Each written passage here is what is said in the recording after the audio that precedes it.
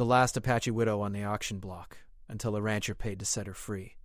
Naima had grown up in the wide, open lands of the Southwest, where the sun painted the desert in shades of gold and red every morning.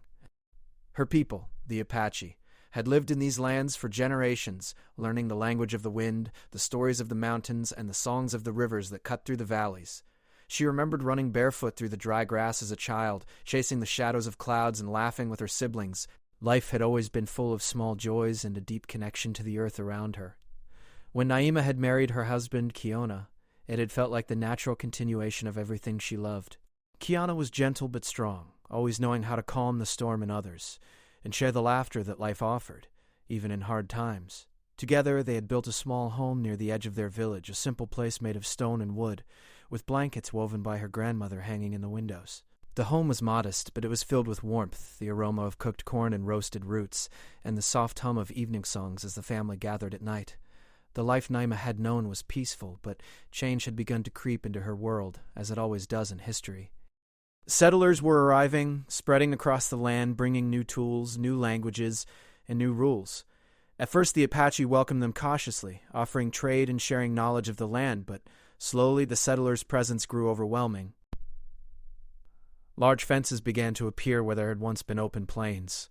Horses and cattle that roamed freely were now enclosed, and the sounds of hammers and saws replaced the gentle rustle of the wind through the trees. Naima's people watched as their traditions were challenged, their movements restricted, and their homes threatened. Naima noticed the change most in Kiona. He had grown quiet in the evenings, staring at the horizon with furrowed brows, thinking about the future that was being pulled away from them. He often spoke of leaving the valley, of finding new lands where their children could run freely without worrying about the fences and rules of the settlers. But Naima, though worried, trusted Kiona's judgment and believed in his plans. Together they spoke softly of hope, of holding on to their customs and stories even if the land they loved changed around them. One day while Naima was gathering herbs near a distant stream, she felt a strange unease. The birds were silent, and the wind carried a weight she could not explain. The air felt heavy, and the usual warmth of the sun seemed distant. She returned to the village, only to find whispers and hurried movements among her people. Families were packing quickly, children clinging to parents, elders carrying only what they could hold. Naima's heart beat faster. Something had happened. Kiona met her at the edge of their home, his expression serious but calm. "We must leave," he said, taking her hand. "The valley is no longer safe for us. We will find a place where we can live freely." Naima nodded, her throat tight with worry. She trusted him, but fear clung to her like a shadow. Together they gathered their belongings, simple bundles of clothes, some tools, and food, and joined the others in leaving the only land they had ever called home. The journey was long and difficult. The sun scorched the plains by day, and the nights brought a cold that sank deep into the bones. Naima learned quickly how to endure the discomfort, leaning on the strength of her husband and the guidance of the elders. She sang quietly to herself at night, songs her mother had taught her, to keep her spirits lifted and to remind herself that even when the world changed, her heart could remain steady. As they traveled, Naima observed the new lands, unfamiliar yet beautiful in their own way. Rolling hills, tall grasses that danced in the wind, and rivers that glittered like liquid silver stretched before her eyes. But despite the beauty, a sense of loss never left her. She missed the familiarity of her home, the rhythms of life that had been steady and true. The memory of her village lingered in her mind like a painting she could never touch again.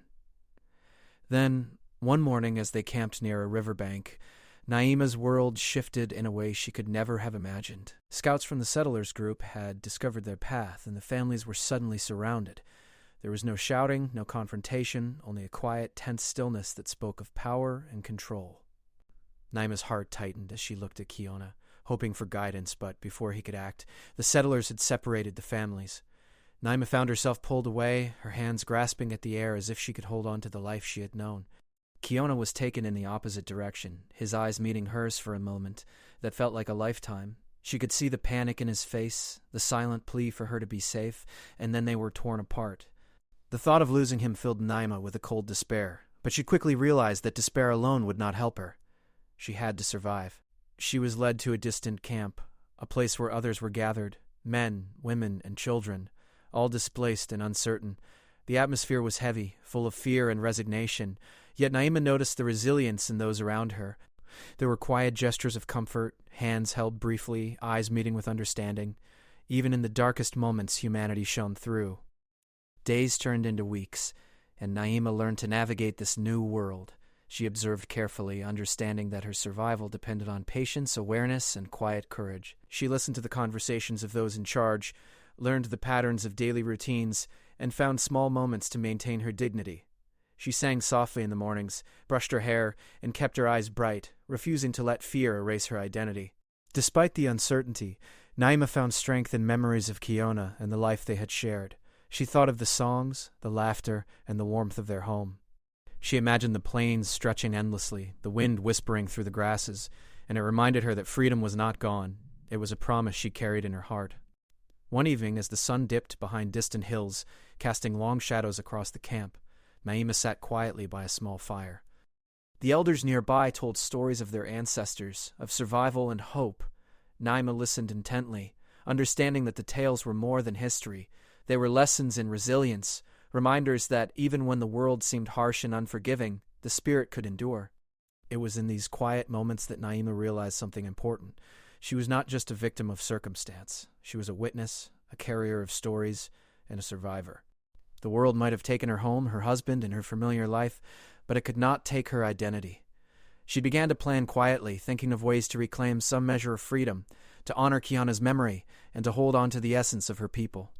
The days ahead were uncertain, and the path forward was unclear, but Naima faced the future with a steady heart and determined mind.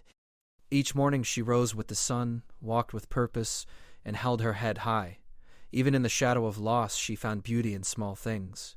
The colors of the dawn, the laughter of children nearby, the kindness of strangers who offered what little comfort they could. Through it all, Naima learned a lesson that would guide her for the rest of her life, that courage is not the absence of fear, but the choice to move forward despite it. And as the days turned into months, she carried that courage quietly, a flame in her heart that could never be extinguished. Though she did not yet know what the future would bring, Naima was determined to survive, to endure, and to honor the life she had loved and lost. The world had changed, but she would find a way to live in it, to hold on to her spirit, and to remember the song of the plains, the warmth of her home, and the love that had once guided her steps. And so, the story of Naima began, not with despair, but with the quiet strength of a widow who refused to surrender her heart to circumstance. The journey ahead would test her in ways she could not imagine, but she would face it with courage, dignity, and the unwavering belief that even in captivity, freedom could still be found in the spirit. Naima had settled into the rhythm of her new life, though it was far from the freedom she had known. The camp where she lived was busy, filled with the quiet murmurs of displaced families and the soft footsteps of children chasing each other across dusty grounds. Every day was a lesson in patience and observation. She learned quickly how to carry herself in a way that commanded respect, even when others treated her as if she had no control over her own fate. The mornings were often the hardest. She woke with the sun, the same sun that had once risen over her beloved valley, now shining over unfamiliar lands. She would step outside, brushing the dust from her simple clothing, and breathe deeply.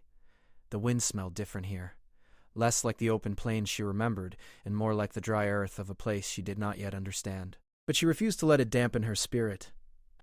She hummed softly to herself, singing the songs Kiona had loved, allowing the melodies to lift her heart.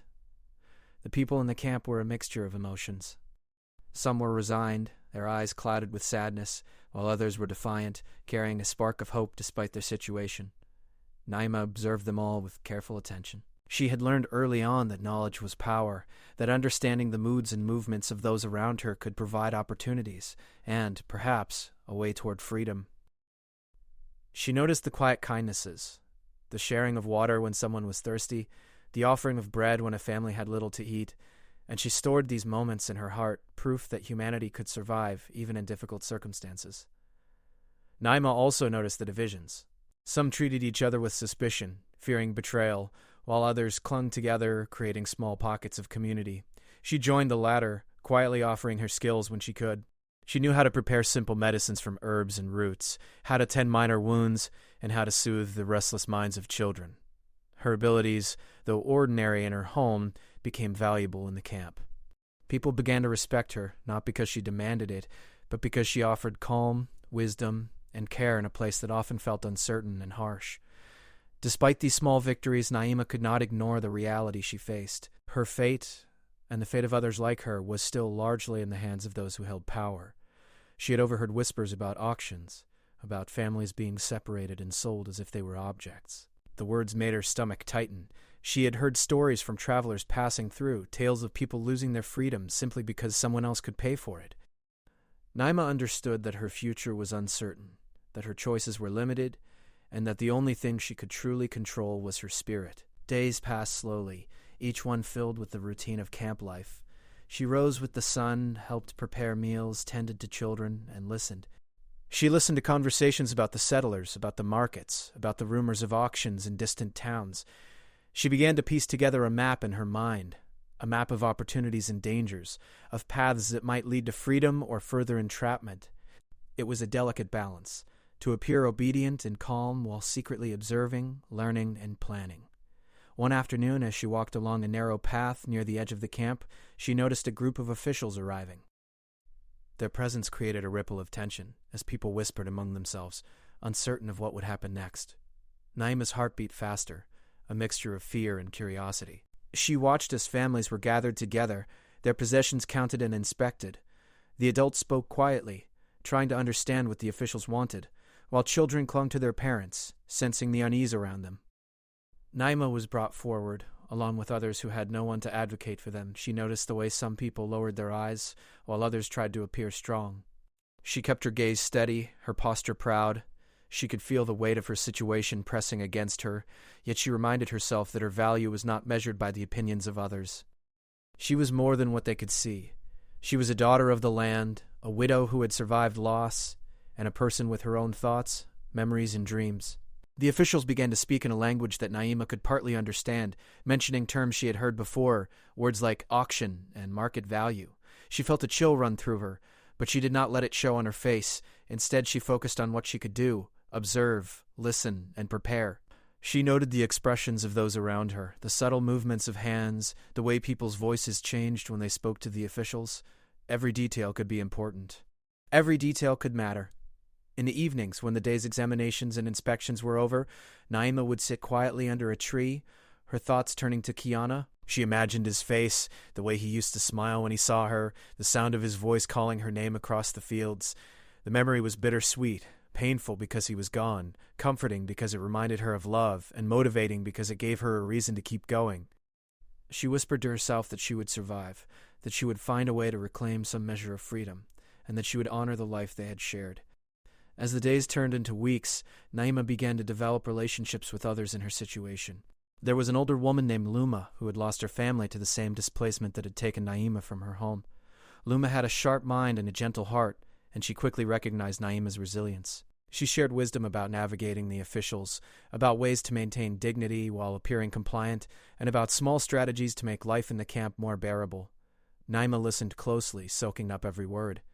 There was also a young boy, a little more than 10, named Tahoe, who had been separated from his parents. Naima took it upon herself to comfort him, sharing stories of the land, of animals and rivers, and of brave ancestors who had faced hardships with courage. In teaching him, she found a sense of purpose. Her days were no longer only about survival. They were about maintaining hope and passing it on, even in small ways. Despite the fear and uncertainty, moments of kindness and laughter emerged. Children would play in the open spaces, their giggles echoing across the camp. Families would gather at night, singing quietly to soothe worries. Naima found herself smiling more often, even when anxiety pressed against her chest. These small moments reminded her that life, though changed, was still life, and that joy could exist even in unexpected places. But the shadow of the auction lingered in Naima's mind. She could feel it approaching, like a storm on the horizon, and she knew that when the day came, she would have to face it with courage. She began to prepare herself mentally, thinking of ways to hold on to her dignity no matter what happened.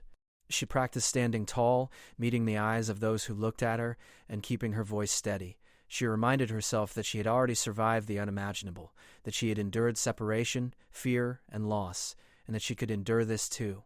One morning, as the sun rose in brilliant shades of orange and pink, the officials returned with more organized plans. The camp was quieter than usual, as everyone sensed that something significant was about to happen. Families were gathered and moved into orderly lines, and Naima found herself among them. She walked with measured steps, her heart steady, though her mind raced with thoughts of what was to come. She noticed the expressions of others, the fear, the uncertainty, the silent courage, and it strengthened her resolve. Naima realized that survival was not only about physical endurance. It was about maintaining her identity, her voice, and her heart. She began to tell herself a story in her mind, a story in which she remained unbroken, a story in which she could navigate the challenges ahead with wisdom and courage. She imagined the possibilities, even as uncertainty pressed in from all sides. As the officials examined the families selecting and separating people for the auction, Naima kept her composure. She observed the world carefully, noting who seemed kind, who seemed indifferent, and who wielded power with a quiet authority. She understood that her fate might depend on subtle actions, on how she carried herself, on the respect she commanded through calmness and dignity. She began to see that even in situations where others saw only limits, there were ways to create space for choice, for freedom, and for hope. Throughout it all, Naima never stopped thinking of Kiona. She drew strength from his memory, from the life they had shared, and from the love that had guided her steps. She promised herself that whatever happened next, she would not allow despair to define her. She would face the auction, whatever form it took, with courage, grace, and an unwavering belief in her own worth. By the time the officials left for the evening, the camp was quieter than usual. Naima sat near a small fire, reflecting on the events of the day. She knew that the auction was only a matter of time, and she felt a mixture of fear and determination. She understood that her journey was far from over, but she also recognized the strength she had gained in the weeks since her capture. She had learned patience, observation, resilience, and hope, qualities that no one could take from her. As night fell and the stars began to shine across the sky, Naima whispered to herself, "I am more than this moment.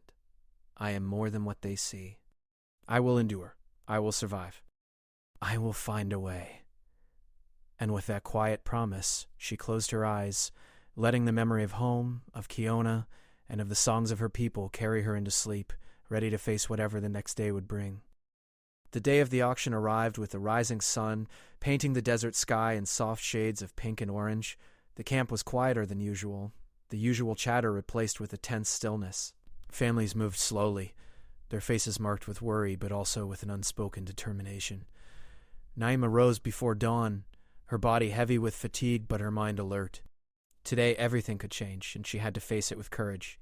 She adjusted the simple shawl around her shoulders, smoothing the folds as if she could create a shield of dignity with it. The memories of her home, of Kiona, and of the wide-open plains filled her mind, giving her strength. She breathed deeply, inhaling the crisp morning air, and reminded herself of what she had learned in the weeks since being captured, that patience, observation, and quiet confidence were her most valuable tools. The officials arrived, their presence commanding immediate attention. They moved with a careful precision, noting each person, giving instructions, and arranging the families in a way that was both orderly and intimidating. Naima kept her gaze steady, observing not only the officials but also the people around her. She saw fear in some faces, hope in others, and the resilience of those who refused to be broken. She focused on maintaining her composure, knowing that her confidence could make a difference in how she was perceived. Families were brought forward one by one, their belongings displayed for consideration. The atmosphere was tense, each moment stretching as the officials discussed, evaluated, and made decisions. Naima felt her heart tighten, but she held her head high, reminding herself that she had already endured so much. She would not allow fear to erase her presence, her dignity, or her identity. As the auction began, Naima noticed the variety of people in attendance. Some came out of curiosity, others with serious intent, and a few with a glimmer of compassion in their eyes. Among them, she spotted a man who seemed different from the rest. He was older than most, with kind eyes and a quiet confidence. His presence did not carry the harshness or arrogance that others exhibited. Instead, there was a thoughtful calmness about him. He observed the proceedings carefully, without judgment, as if he were weighing more than just the surface of things. Naima's turn eventually came. She was led forward, her steps measured, her mind focused on the strength within her. She could hear murmurs from the crowd, some filled with curiosity, others with indifference. She met the gaze of each person who looked at her, holding her posture firm and her expression calm. She remembered Luma's advice. Dignity is not demanded, it is shown. Quietly and unwaveringly. She felt the eyes of the man with the kind gaze settle on her, and something inside her stirred, a sense of hope she had not felt in many weeks. The officials began to speak, describing her as if she were a commodity, mentioning her age, her skills, and her resilience. Naima listened politely, keeping her voice soft but clear when responding to questions. She did not shrink from their gaze, did not allow the words to diminish her sense of self. Inside, she was alert, carefully noting the reactions of those around her, including the man who had caught her attention. As the bidding began, Naima observed the interactions with careful eyes. Some spoke with confidence, offering sums without hesitation, while others whispered and hesitated. She noticed the subtle gestures, the tightening of fists, the shifting of feet, the way people leaned in when they believed no one else was watching. Each action revealed intentions, and Naima understood that knowledge was power even in this unusual and uncomfortable situation. The man with the kind eyes stepped forward, quietly placing a bid that immediately captured attention. Others looked at him, surprised by his decision, and a few began to compete. But his calm manner, combined with a clear sense of purpose, made the crowd hesitate. Naima felt a strange mix of relief and curiosity.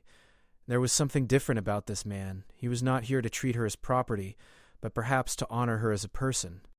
As the bidding continued, the tension in the air grew. The officials spoke quickly, trying to maintain order, but the energy of the crowd was shifting. Naima's heart pounded, not from fear, but from the awareness that her fate could change in the next moments. She held herself steady, focusing on her breath, remembering all the lessons she had learned since leaving her home. Her inner strength, cultivated through weeks of patience and observation, now carried her forward. Finally, the man with the kind eyes bid an amount that no one else was willing to match. The officials consulted briefly, and then the auction ended. Naima had been bought, but in a way that was entirely different from what she had feared. She felt a cautious sense of hope, tempered by the knowledge that her journey was far from over. She had gained freedom, but it was now paired with the responsibility of navigating a world that remained unfamiliar and uncertain. The man stepped forward, introducing himself as Samuel Hawthorne, a rancher from a nearby settlement. His voice was calm and respectful, carrying no hint of authority or entitlement. He spoke to her directly, explaining that he intended to set her free, to ensure that she could choose her own path moving forward. Naima listened, feeling a mixture of disbelief and relief. The words were almost too good to be true, but the sincerity in his eyes convinced her that they were genuine. Samuel guided her away from the auction, giving her space to adjust to the sudden change. They walked together along the dusty path, the morning sun warming the earth beneath their feet. Naima felt a strange combination of freedom and uncertainty, as if stepping into a new world without a map. She was grateful, yes, but also aware that the journey ahead required careful thought and courage. As they walked, Samuel spoke softly, asking her about her family, her people, and her life before the displacement. Naima shared what she could, speaking of her home, of Kiona, and of the lessons she had learned. She told him about the songs, the stories, and the traditions that had shaped her. Samuel listened attentively, never interrupting, never dismissing her experiences. His quiet attentiveness made her feel valued in a way she had not felt in many weeks. For the first time since her capture, Naima felt a sense of agency. She realized that she could choose how to respond, how to interact, and how to move forward. Samuel's actions had given her a gift far beyond the physical freedom she now possessed. It was the gift of choice, the ability to shape her own path, and the reassurance that someone recognized her humanity. They arrived at Samuel's ranch, a sprawling property with open fields, grazing cattle, and a small, welcoming home.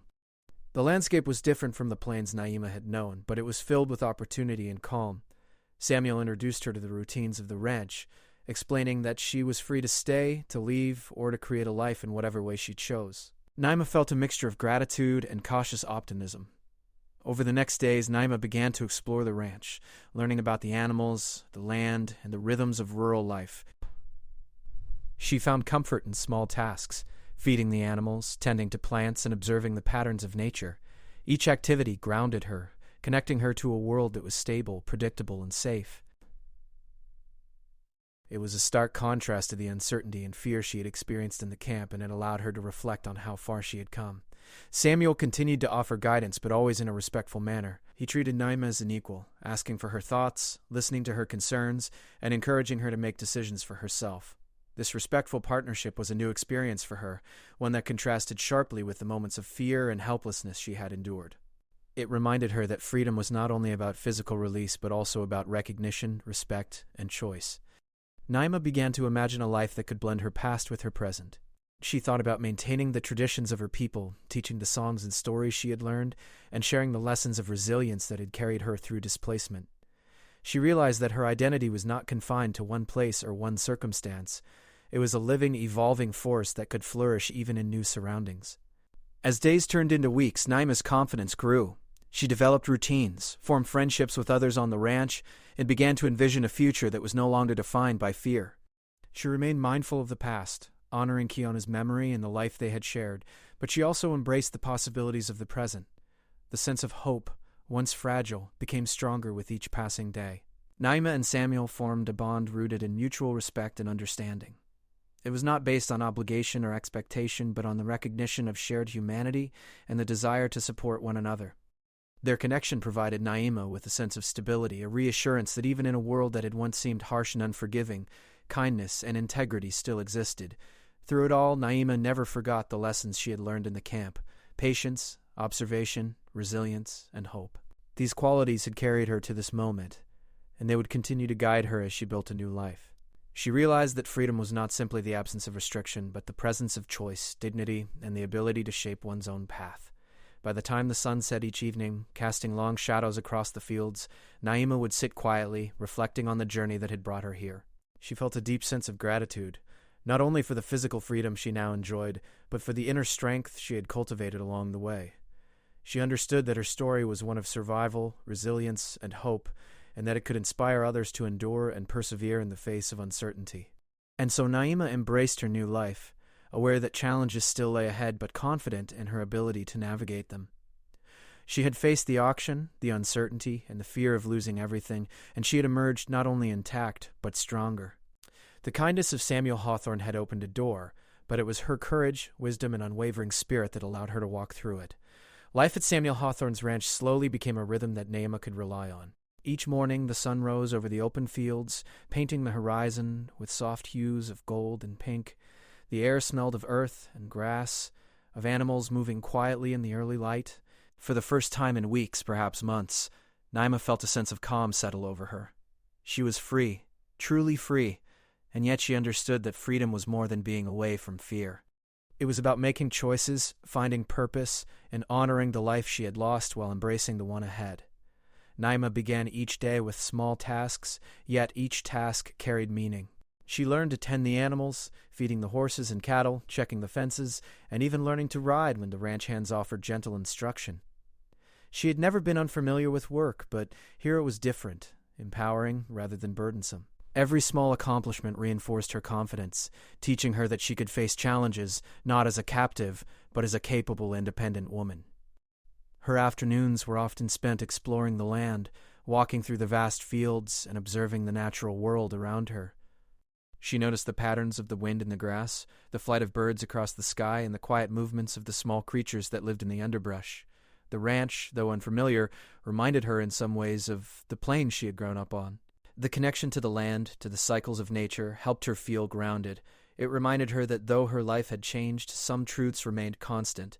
The sun would rise, the seasons would turn, and the world was full of beauty for those willing to notice it. Samuel was always nearby, but never imposing. He offered guidance when needed, asked for her opinions, and encouraged her to make decisions for herself. Naima appreciated his respect. She had experienced too many situations where her voice was ignored or dismissed, and here, for the first time, her thoughts and feelings mattered. It was a lesson in dignity, and she treasured it. She began to share her own ideas for improving life on the ranch, suggesting ways to care for the animals, organize supplies, and even grow herbs for medicine.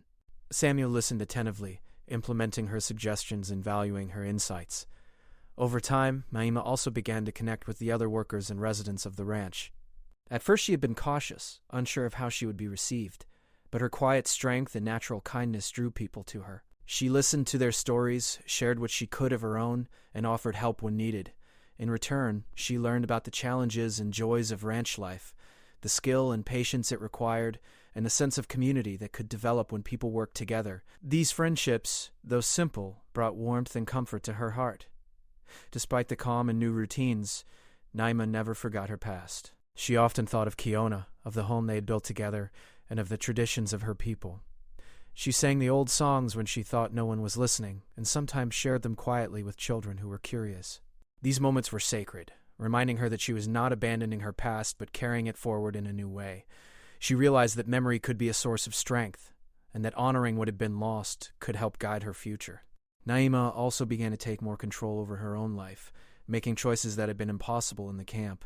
She selected her own clothes, arranged her living space, and planned her daily activities according to her own rhythm.